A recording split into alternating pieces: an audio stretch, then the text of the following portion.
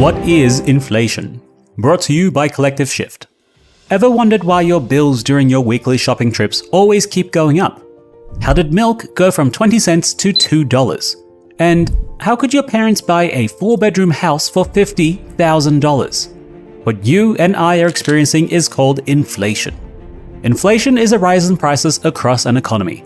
You don't notice it at first, but when you zoom out, it becomes very apparent. This is the opposite of deflation, which describes a fall in prices across an economy. Inflation does not refer to a single item, like meat, or to your grandparents' 4-bedroom house. Instead, inflation refers to a basket of everyday consumer goods and services. Examples of these goods and services are housing costs, groceries, alcohol, education, and health. Let's use an example to better understand inflation. Imagine that the price of a bag of rice is higher than what it was 6 months ago. Over this same period, assume the price of all other consumer goods and services stays the same. We don't say rice has experienced inflation. Instead, we say the economy has experienced inflation. That's because rice belongs to the basket of everyday consumer goods and services that is used to measure inflation. In the example provided, the price of everything else in the basket remained the same. And so, because of the increase in the price of rice, the price of the entire basket increased over that 6-month period. Therefore, we know there is inflation in the economy. Understanding inflation. Why should you care about inflation?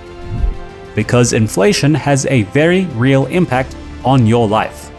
That's because inflation increases your cost of living and reduces the value of your money.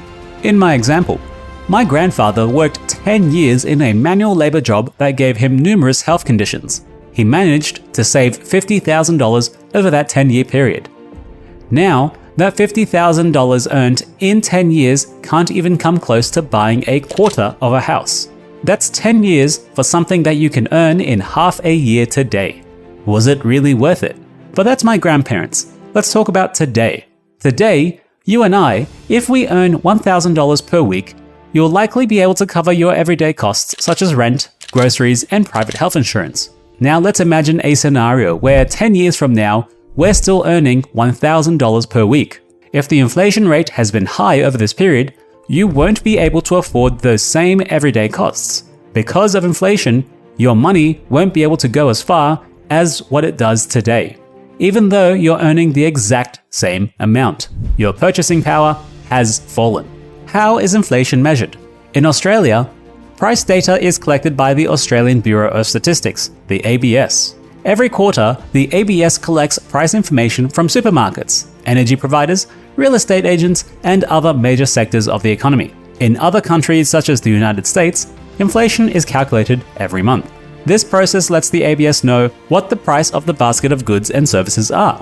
Once it knows this, the ABS compares this current basket price to an earlier basket price. Has it changed? Gone up or down?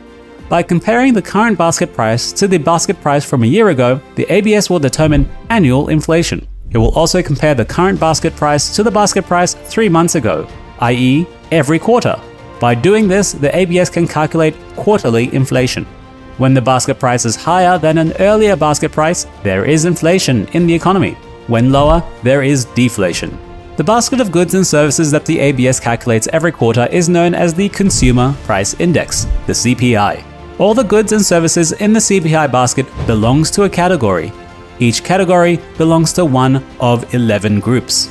Now, being a part of Collective Shift, we understand it's not always so simple. The governments have numerous ways to meddle with this data. Take for example in the US, where they will substitute certain items in the basket with other items deemed similar enough. Can't afford turkey this year? The CPI will now measure chicken instead. They're both white meat and give you the same protein. Can't afford legumes and other beans? It's now substituted to soybeans. Let's not forget one major change they implemented. The CPI price used to include the cost of energy because you needed it to live, light your house, heat your home. Well now, CPI does not include this. Though let's be honest, the price of these items have dramatically increased. Including them in the CPI data would definitely show an increased inflation, so let's remove them. Causes of inflation. An increase in the supply of money is the root of all inflation, though this can play out through different mechanisms in the economy. A country's money supply can be increased by the monetary authorities by 1. Printing and giving away more money to citizens. 2. Legally devaluing, that is, reducing the value of the legal tender of the currency in that country. The most common method is 3. Loaning new money into existence as reserve account credits through banking systems by purchasing government bonds from banks on the secondary market. Can we loan money we don't have too? In all of these cases, the money ends up losing its purchasing power. This is how my grandfather's 10 years of labor amounted to the same value of half a year in today's currency. Is inflation good or bad? Too much inflation is generally considered bad for an economy, while too little inflation is also considered harmful. Many economists advocate for a middle ground of low to moderate inflation of around 2% per year. This is what the American government and most governments strive for. In the year 2022, inflation was nearing 8%, much higher than the anticipated 2%. Generally speaking, higher inflation harms savers because it erodes the purchasing power of the money they have saved. My grandfather. However, it can benefit borrowers because the inflation-adjusted value of their outstanding debts shrink over time, meaning borrow money now because it'll be worth less later.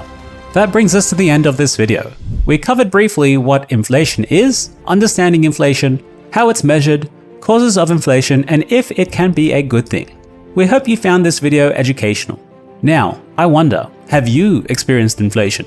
Is your shopping trip more expensive?